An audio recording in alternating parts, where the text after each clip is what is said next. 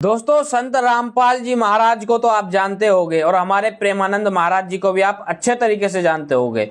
अब इन दोनों में जो है, दोनों में तो मैं नहीं कह सकता, ये संत रामपाल जी ही हमारे जो एक तरीके से प्रेमानंद महाराज जी हैं उनकी बातों का जवाब देते हुए कह रहे हैं ये पागल हो गए हैं संत, ये क्या बोल देते हैं इनको पता ही नहीं चलता। मतलब हमारे प्रेमानंद महाराज जी की एक क्लिप सुनिए छोटी सी, उसके बाद जो इन्होंने बोला है, जो बात काटने की कोशिश करी है, जो प्रेमानंद महाराज जी का विरोध करने की कोशिश करी है, विरोध कोशिश ही नहीं, विरोध कर दिया है, विरोध कर दिया है। चलिए दोस्तों, आपको बताते हैं कि संत रामपाल जी महाराज ने प्रेमानंद जी महाराज को ऐसी कौन सी बात कही है और प्रेमानंद जी महाराज ने ऐसी कौन सी बात कही है जिस बात को संत रामपाल जी महाराज ने काटा है। देखिए इस वीडियो को जरा। एक कोई नाम चयन कर दो, राम राम राम, शिव शिव शिव, कृष्ण कृष्ण कृष्ण, हरि हरि हरि, राधा राधा राधा राधा, पर एक नाम आपको अब लेना पड़ेगा कि मैं शिव शिव बोलूंगा, राम राम बोलूंगा, कृष्ण कृष्ण बोलूंगा। फाइनल में जो होगा सो बाद में बताना। बोलो आप। राम राम राम, शिव शिव शिव, कृष्ण कृष्ण कृष्ण, राधा राधा राधा, हरि हरि हरि, ये सारे मंत्र हमारे शास्त्रों में कहां पर लिखे हुए हैं? संत रामपाल जी महाराज जी बताते हैं गीता जी अध्याय 8 के श्लोक 13 में केवल एक ओम मंत्र जाप करने के लिए कहा गया है। कहता 8 में जाएगा 13वां श्लोक।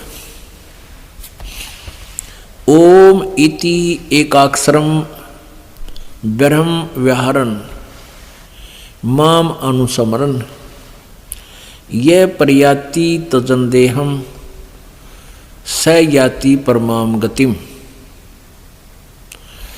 ये कहता है गीता ज्ञानदाता ब्रह्म श्री कृष्ण में प्रवेश करके प्रेतवत बोल रहा है, माम ब्रह्म मुझ ब्रह्म का, माम ब्रह्म मुझ ब्रह्म का, ओम इति माने यह एक अक्षर, केवल ओम यह एक अक्षर है, व्यवहारन अनुसमरण उच्चारण करता हुआ सिमरण करने का, और यह प्रयाति तजंदेहम जो शरीर त्यागते समय तक इसका सिमरण करता हुआ जाता है, सयाति परमाम गतिम, वह परम गति को प्राप्त होता। जो ओम नाम के जाप से जो गति प्राप्त होती है वो क्या है? वो ब्रह्मलोक है। संत रामपाल जी महाराज कहते हैं कि यदि हम डॉक्टर के पास जाते हैं, जैसे कि हम किसी गुरु को बनाते हैं, गुरु एक डॉक्टर की तरह होता है जो उसके अनुयायी यानी जो उसके मरीज होते हैं, उसके जन्म और मरण ये रोग है, इसके इलाज के लिए वो जाते हैं, तो डॉक्टर यानी गुरु उनको इलाज करते हैं, उनको मंत्र देते हैं, उनको दवाइयां देते हैं। कौन सी दवाई देते हैं? शास्त्र अनुसार जो हमारे शास्त्रों में लिखी हुई है उस प्रकार से उनको दवाई देते हैं। ये नहीं कि उनको बोलते हैं कि आपको कौन सी दवाई अच्छी लग रही है वो खा लो। अपने शिष्यों को नाम उपदेश देते हैं और उनको कहते हैं कि आप इस मंत्र का जाप करिए, इससे आपको ये फायदा होगा। उसी प्रकार डॉक्टर भी, यदि हम डॉक्टर के पास जाते हैं तो वो कहते हैं कि इस दवाई का उपयोग करिए, आपको ये दिक्कत नहीं होगी, आपकी ये बीमारी कट जाएगी। उसी प्रकार संत रामपाल जी महाराज ने इस बात का उदाहरण दिया है कि एक गुरु डॉक्टर की तरह होता है, वह अपने शिष्यों अपने अनुयायियों का जन्म मरण का रोग काटता है, जन्म मरण के रोग को समाप्त करने का उपाय बताता है, जन्म मरण के रोग को खत्म करने की दवाई देता है जो हमारे शास्त्रों में लिखी हुई है। और इस भाई साहब का कहना है कि संत रामपाल जी महाराज ने प्रेमानंद जी महाराज के बातों को काटा है। जी हाँ, काटा है। इसलिए काटा है क्योंकि उन्होंने शास्त्र अनुसार बातें नहीं की। शास्त्र में जो लिखा है, गीता जी अध्याय 8 के श्लोक 13 में लिखा है ओम एक मंत्र है। गीता जी अध्याय 17 के श्लोक 23 में जन्म और मृत्यु के दीर्घ रोग से हटने के लिए 3 मंत्रों के बारे में बताया गया है। ओम तत्सत, यह तीनों मंत्र गीता जी अध्याय 15 के श्लोक 16 और 17 में 3 भगवान है, उन तीनों भगवान का है, ब्रह्म, परब्रह्म और पूर्ण ब्रह्म। अब इन 3 भगवान कौन है? यह तीनों भगवान वह है जो इस सृष्टि के मालिक है, 7 संख्य ब्रह्मांड के मालिक है और असंख्य ब्रह्मांड के मालिक है, जिनके बारे में सूक्ष्म वेद में लिखा हुआ है। लेकिन शायद इन भाई साहब ने अगर थोड़ा सा भी हमारे गीता जी को, वेदों को पढ़ा होता तो शायद ये नहीं बोलते हैं कि संत रामपाल जी महाराज ने प्रेमानंद जी महाराज की बातों का विरोध क्यों किया है और क्यों कर रहे हैं। उनको ये पता होता है कि संत रामपाल जी महाराज शास्त्र अनुसार बातें बता रहे हैं। इस भाई साहब से कहना था कि संत रामपाल जी महाराज ने डॉक्टर का उदाहरण इसलिए दिया है और दवाइयों का उदाहरण इसलिए दिया है क्योंकि गुरु एक डॉक्टर की तरह होते हैं जो अपने शिष्य एक मरीज की तरह होता है। शिष्य उनके पास आता है जन्म और मरण के दीर्घ रोग से छूटने के लिए, उनसे मुक्ति पाने के लिए। डॉक्टर यानी गुरु उनको बताते हैं कि आप इस मंत्र का जाप करेंगे तो आपका जन्म और मरण कट जाएगा। गीता जी अध्याय 8 के श्लोक 13 में गीता ज्ञानदाता यानी ब्रह्म कहते हैं कि ओम इति एकाक्षरम ब्रह्म व्यवहारम मम स्मरणम यह प्रयाति तजम देव स याति परमाम गतिम। मुझ ब्रह्म का केवल एक ओम मंत्र है और जो कोई प्राणी इसे मरते दम तक जप करता है उसकी परम गति होती है। ओम नाम से मिलने वाली परम गति यानी ब्रह्म लोक की प्राप्ति होती है। वहीं पर गीता जी अध्याय 8 के श्लोक 16 में कहते हैं कि ब्रह्मलोक पर्यंत, ब्रह्मलोक में गए हुए प्राणी भी जन्म और मृत्यु में आते हैं। और स्वयं गीता ज्ञानदाता खुद कहता है कि मेरे और तेरे तो कई जन्म हो चुके हैं, तू नहीं जानता मैं जानता हूं। अब गीता अध्याय नंबर 4 के अब श्लोक नंबर 5 को देखें। गीता अध्याय नंबर 4 और ये 5वां श्लोक है। इस 5वें श्लोक का यहाँ अर्थ है, हे परंतम अर्जुन, मेरे और तेरे बहुत से जन्म हो चुके हैं, उन सब को तू नहीं जानता मैं जानता। तो ब्रह्मलोक में जाने से भी कोई फायदा नहीं है। और प्रेमानंद जी महाराज हरि हरि नाम जपने के लिए कहते हैं, राम राम जपने के लिए कहते हैं, राधा राधा जपने के लिए कहते हैं, शिव शिव जपने के लिए कहते हैं। लेकिन ये सारे मंत्र, ये सारे नाम हमारे शास्त्रों में लिखे कहां पर है? यही प्रश्न है हमारा।